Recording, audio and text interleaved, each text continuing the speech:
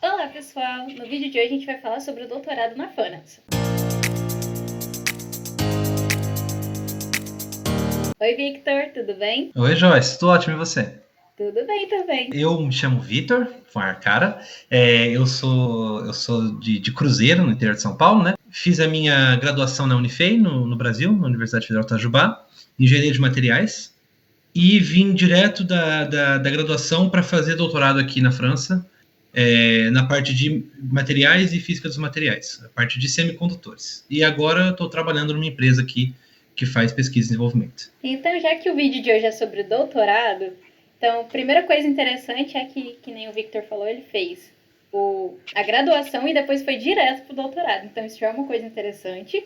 E quando você foi fazer o doutorado, o que você fez? Como que você achou uma universidade? Como que foi o processo seletivo? Onde que a gente busca essas informações? Certo. Não, é importante, é muito importante essa pergunta, porque é o começo, é o que você se depara, né? Eu sabia que eu queria vir para cá, né? A Carol, que fez o vídeo contigo, é minha esposa, ela conseguiu doutorado antes, né? E eu falei, poxa, eu vou seguir ela, então vou procurar alguma coisa na França. Qual é o processo que a gente passou? Você entra nos sites dos centros de pesquisa, certo? E nos sites dos centros de pesquisa, você tem ofertas de emprego, ofertas de tese, de uma forma ou outra vai estar escrito assim. E aí as teses vão aparecer como se fossem ofertas de emprego. Como, por exemplo, você olha no classificado, vai ter o nome da tese, a primeira linha é o nome da tese, você clica, interessante. Aí vai abrir uma página, nessa página vai ter a oferta, né, da tese. O primeiro parágrafo vai ser assim, um geral, né, um resumo geral do que vai ser a tese. Porque o projeto já está escrito. No Brasil, muitas vezes você tem que fazer o projeto. Então, o primeiro parágrafo vai ser, por exemplo, o resumo geral, assim, a visão geral do porquê que essa tese está sendo, porquê que essa vaga está aberta. Aí, o segundo parágrafo, né, vai ser o que essa pessoa vai fazer. Um estudante que vier aqui para fazer isso vai ter que fazer esse experimento, vai ter que lidar com esse tipo de pressão, vai ter que lidar com esse tipo de resultado, vai ter que apresentar isso, isso e isso. E o terceiro parágrafo é o pré-requisito que eles vão pedir para você. O candidato tem que ser formado em engenharia de materiais, tem que ter, por exemplo, tem que ter uma experiência com semicondutores, estou falando isso no meu caso, né? E tem que falar inglês e ser bom de comunicação, porque vai ter que comunicar em dois grupos. Se você está interessado, mande o seu CV e uma carta de apresentação para tal contato. E já é o contato orientador. E aí ele vai te responder, você faz entrevista por Skype, é uma entrevista mesmo, ele pergunta do teu trajeto, do teu percurso acadêmico.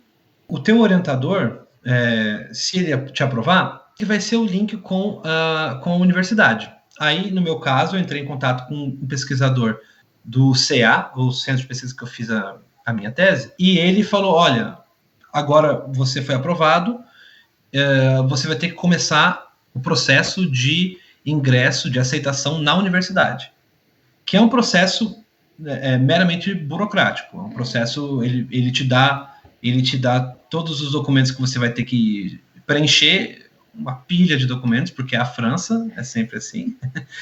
Então, você tem que preencher uma pilha de documentos, enviar muitos documentos também, e aí você vai se inscrever na universidade, mas o importante para você é a aprovação do orientador. Porque na maioria das vezes, da nossa área, das ciências exatas, né, a minha e da Carol, na maioria das vezes o dinheiro que vai pagar a tua bolsa não vai ser da universidade, vai vir de um projeto do Centro de Pesquisa Francês. Então o processo seletivo é mais simples e a gente às vezes fica com medo de tentar, fica achando que é uma coisa de outro mundo e na verdade só tá faltando informação, né? Então vamos tentar, gente. Já vimos que não é tão ruim assim. E aí vem o lance das bolsas.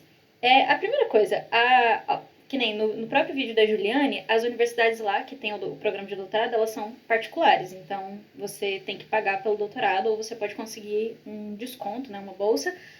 Mas também tem a parte do, e tá bom, consegui 100% de bolsa, como é que eu vou comer, comprar minhas coisas, né? E aí na França, tem que pagar pelo doutorado e tem alguma bolsa para que você possa se manter? Olha, felizmente, na França, todo o ensino superior é público. Você tem que pagar por uma. Você paga uma taxa todo ano, que é uma taxa de inscrição. É uma taxa, vamos dizer, salgadinha, mas não é nada perto da taxa que paga nos Estados Unidos.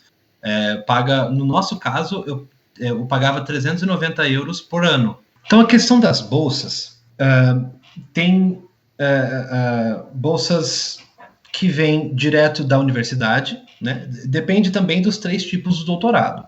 Os doutorados que são com a universidade direto, geralmente são pagos pela universidade. E as bolsas de doutorado aqui são sempre boas e você sempre consegue viver tranquilo com bolsa de doutorado aqui. A menor bolsa que eu já vi aqui foi dada era da universidade que eu era vinculado, era de 1.300 euros. Então, assim, é um valor que era menor que eu vi. Pode ser que tenha menor que isso, mas o salário mínimo francês é 1.100, então é difícil que seja menor que isso. Quando vem de laboratório ou de centro de pesquisa, geralmente é o próprio laboratório e centro de pesquisa que financiam, ou algum projeto com a Agência Nacional de Pesquisa que racha o teu salário com esse centro de pesquisa, que era o meu caso. A minha tese ela era dividida entre a Agência Nacional de Pesquisa da França e o Comissariado de Energia Atômica, que era o centro de pesquisa que eu fiz o meu doutorado. E aí é uma bolsa super boa, era 1.500 euros, mas isso é na minha área, na nossa área, na área de exatas, minha, tua e da Carol, né? Existem teses, lógico, na França de todos os tipos de área. Muitas vezes a tese não vem acompanhada com financiamento, com uma bolsa. Por exemplo, né, todas as pessoas que eu conheço que fazem tese em direito na França, que o direito na França é super forte, não precisamos nem falar, né? É o país que é a base do direito legal, e as teses geralmente não vêm acompanhadas de bolsa. Quando vêm acompanhadas de bolsas, ou são pagas por alguma empresa que tenha um interesse legal em fazer isso, ou direto pela universidade, assim, não tem laboratórios que vão te pagar uma tese de direito, por exemplo.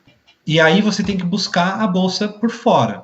Então tem diversos programas de bolsa que podem te oferecer essas bolsas vindas, não pagas pela universidade ou centro de pesquisa.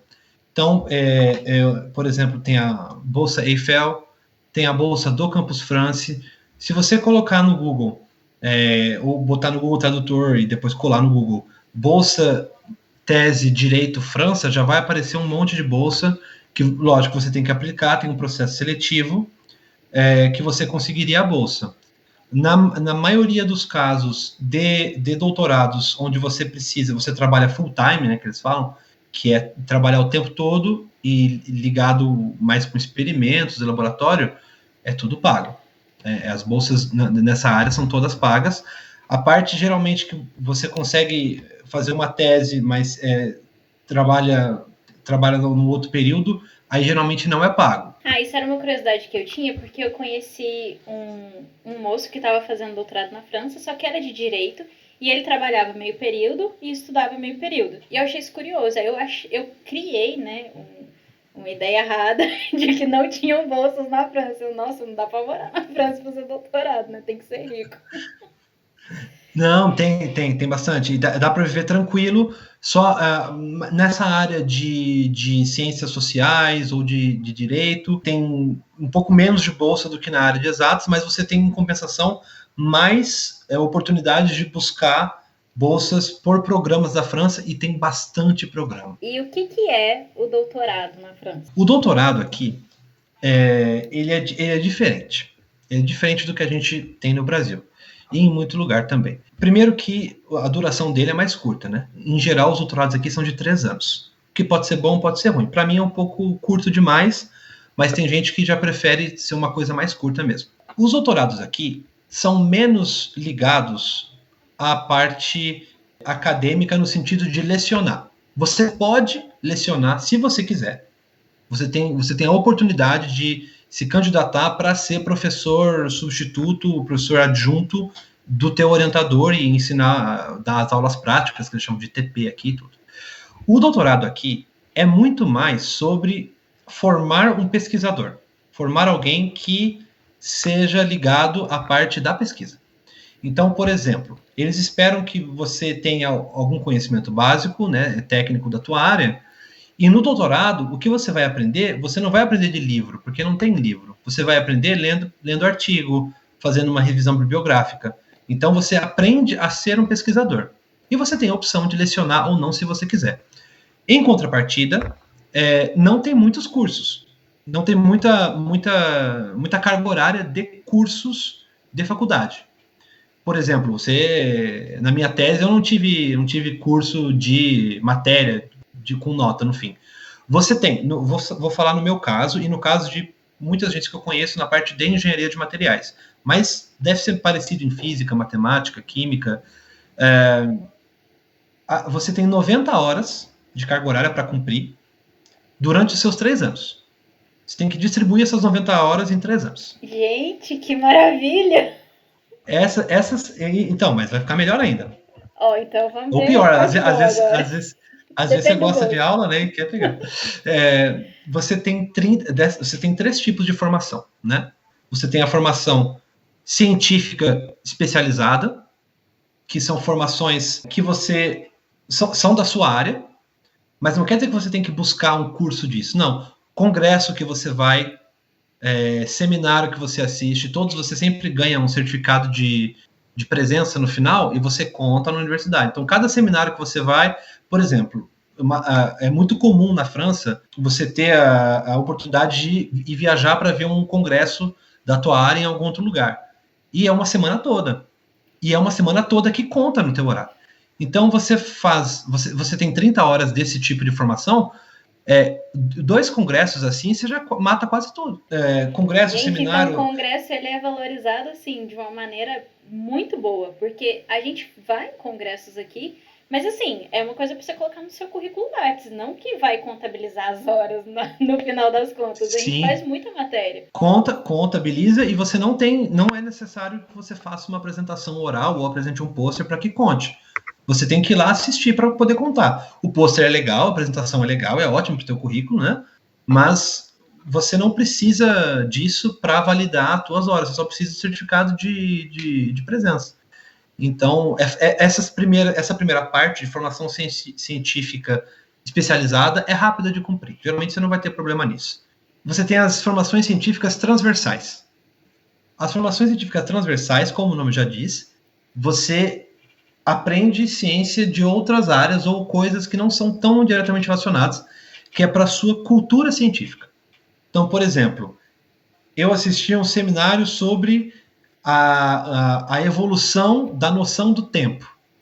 É uma coisa abstrata que não tem a ver com a tese que eu fiz, que era bem engenharia de materiais, era uma coisa que era para a cultura científica. Então, por exemplo, se você assistir um seminário sobre história da Revolução Farroupilha, vai contar como formação científica transversal. E essas são 20 horas. Você tem 10 horas de formação profissionalizante. A formação profissionalizante são, por exemplo, cursos que você pode levar para a sua vida profissional além da sua tese. Então, por exemplo, cursos esse curso especificamente é obrigatório, propriedade intelectual, curso de língua que as universidades oferecem. Então, se você quiser fazer francês aqui, você faz e conta como formação, e é bastante hora, conta como 40 horas por ano de que você faz. São cursos que não são científicos, mas que você leva, curso de Photoshop, por exemplo, você pode levar para o fim, além da tua carreira. E aí, então, deu 60 horas, 30 específica, 20 transversal e 10 profissionalizante, e o resto das 30 horas você completa como você quiser. Vitor, então muito obrigada por ter vindo aqui, por ter contado dado todas as informações sobre o doutorado. Eu acho que muita gente tem vontade, sim, de morar fora. Eu recebo muita mensagem de pessoas interessadas em intercâmbio e querendo saber como funciona o processo seletivo. Só que muitas vezes a gente não sabe o que pesquisar, onde pesquisar, e pelo menos a gente poder falar sobre isso, eu acho que dá um norte para as pessoas. Seu canal faz muito isso e é excelente. E acho que tem que encorajar mesmo as pessoas a buscarem isso, a buscar uma formação fora, muito legal. E apliquem, candidatem-se e vamos lá. Eles estão precisando de gente qualificada. Tchauzinho. Tchau.